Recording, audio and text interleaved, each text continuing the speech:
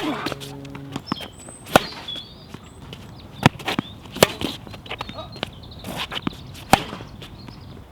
everyone, Simon here with Top Tennis Training, and in this video we're going to cover the top 5 problems that most players will face on their forehand and how to solve them. Now before we get into the video, I just want to say if you're serious about improving your game, then make sure that you subscribe to the channel and you turn on the notification bell. So the first common problem that players will have on that forehand side is making contact late. We've all done it. We know when we've made a clean contact and when we've hit the ball late on the side of our body. Now when we make contact on the side of our body, we won't have that same support as if we're making contact out in front. Now if I put my racket over here and someone was to push my racket, the only thing supporting my racket head now is my wrist, especially the forearm muscles. So the stress is much greater if you're making contact always on the side of your body. Now what also happens is when I'm making contact here, it won't be easy for me to change direction, and I have a lot less power than if I'm making contact out in front. Not only that, but both of my eyes are tracking the ball when I make contact in front of my body.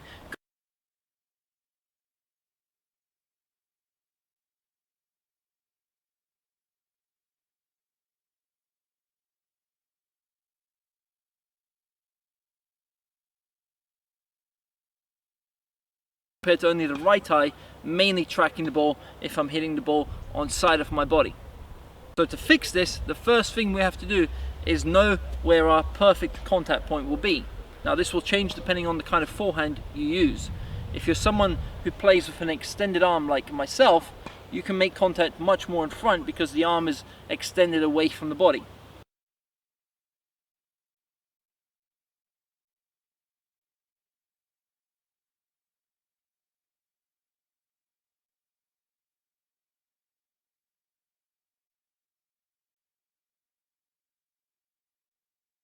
If you have the bent elbow forehand, so someone like Djokovic or Wawrinka, when they make contact, it's much closer to their body, but they're still making contact out in front.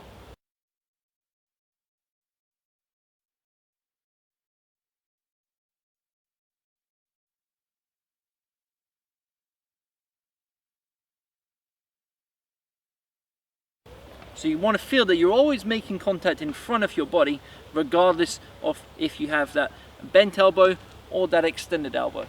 Now why do players hit the ball late? There are many reasons, but the first and main one is that they prepare with their racket very late.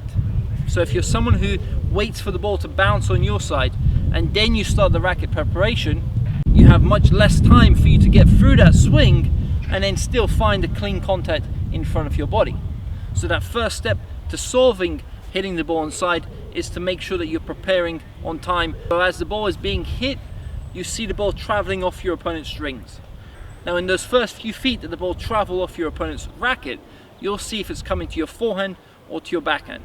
You might not be able to tell if it's coming deep or short, but you'll definitely tell the direction of that ball. So as soon as you see the ball is coming to your forehand, that initial step is to turn that body to get that unit turn and make sure that you're side on when you're moving to the ball. So early preparation is key in creating time, which will then allow you to hit the ball out in front of your body. The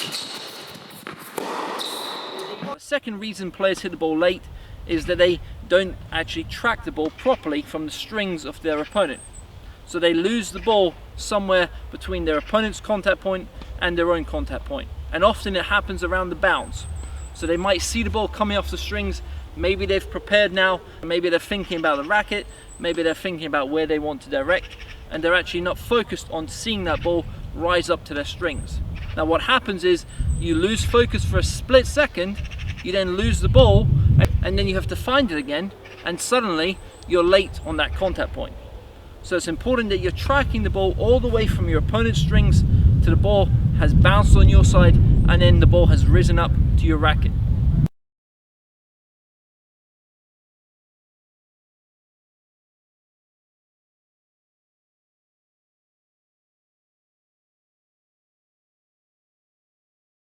Now a good way for you to work on that timing of when you actually want to make contact and seeing if you're late or if you're on time is when the ball has bounced and is rising up to your strings.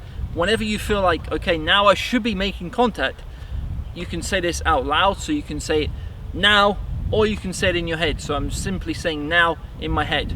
So as the ball is rising up, I'm prepared, my racket's set, and I'm seeing that, okay, I should be hitting the ball now. And if you can time that now with the contact point, you know you have actually done it well. And if you're saying now and then making contact a second later or 2 seconds later, you know you're a bit off. So you have to work on that timing. So that's a very good drill for you to feel when the timing should be made and if you're actually achieving that ideal contact point. The next common error that players make on their forehand is they hit the ball into the net. Now this tends to happen when players are going for more power, they're going for that more aggressive shot, they see maybe an opening in the court and they go for that flatter, that lower trajectory. Now what happens is those openings might occur, but because you're going for that more aggressive shot, you end up hitting the net time and time again. So the racket will be traveling more on that linear swing when this happens. It's very unlikely that you'll hit the net if your racket is traveling from low to high and you're actually producing that lift on that ball.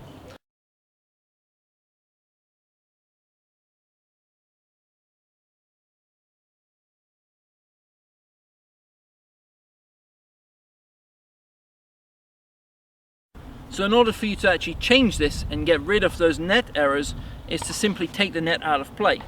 So I never want to miss by hitting in the net. If I hit it long, I can fix it with a little bit more spin.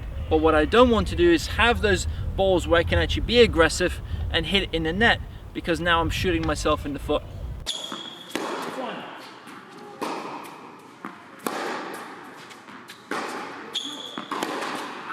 If you think about a player like Nadal, someone who is famous for being so consistent, what does he do when he's playing tennis? He eliminates the net by lifting the ball. So you should almost feel like the net doesn't exist because you're eliminating it by having good net clearance. Now if you imagine a rainbow, that kind of arc, if we can create this kind of shape when we're hitting from the baseline, we'll become straight away more consistent because we're eliminating that net. The next problem is players hitting the ball long or wide. Now this tends to happen for one of two reasons. Number one, you've hit the ball too flat, or number two, you've opened your strings too much. So if my strings are open and I produce any real power on that shot, the ball's going to fly off and it's going to go long or wide. Now the first option is your main reason for missing. When you hit the ball flatter, you produce that flatter ball flight. So a simple trick in solving this is simply to increase your spin rate, so your top spin rate. Now this is very simple to do. All you have to do is back again, going that low to high swing and brushing the ball. Making sure that you're brushing the ball when you make contact. This will produce that spin, this will take the net out of play if you're having that low to high swing, and it'll then take the lines out of play. So you're always aiming a couple of feet inside the line. So I never really want to be aiming somewhere here. If I hit there and I have been aiming here, that's fine, but I want my targets to be bigger. So instead of aiming for the line, I might aim 2 or 3 feet inside of each line. So I'm almost reducing the court space by hitting a couple of feet inside each line. Hopefully this will help you to take those lines out of play, and this will help you to actually feel that you don't need to hit the lines to still hit winners.